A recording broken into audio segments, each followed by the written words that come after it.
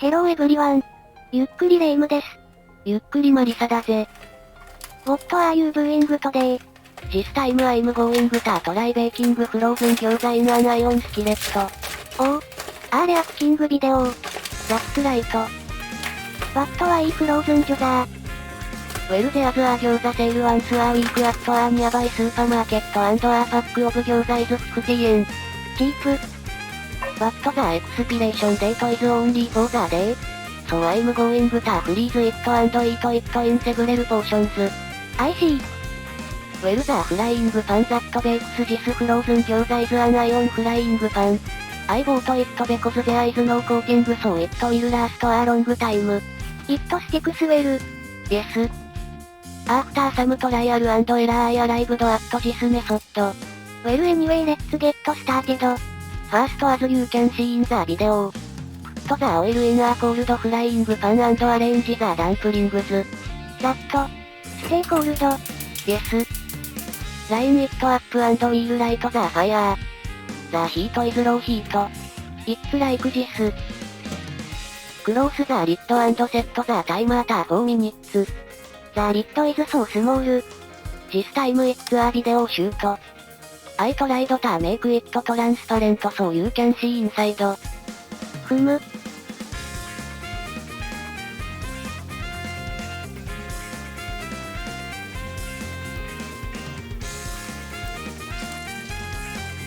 After 4 minutes the frozen gyoza will be defrosted.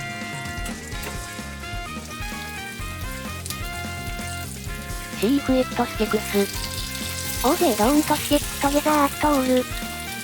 Once I'm sure it's not sticking I'll put some sesame oil on it.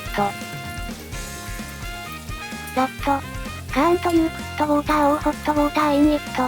This gyoza is a raw type so you don't need water. Well I like this part but when adding water heat 1 tablespoon in the microwave before adding. From here turn the heat to medium and continue cooking. Good.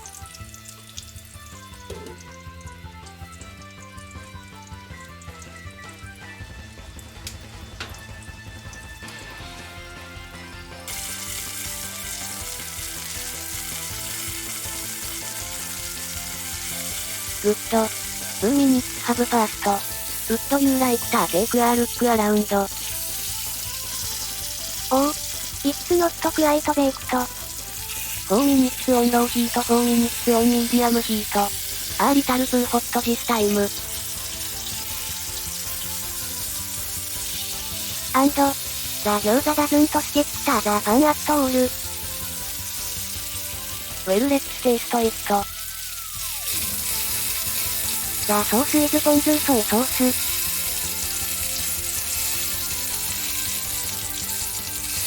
The camera is out of focus. Well I guess we'll get along soon.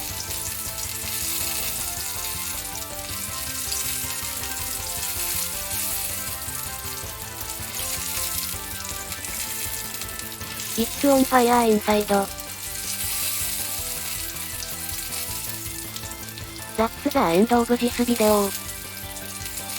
Well how was it? If you find this video interesting please give it a high rating and subscribe to the channel.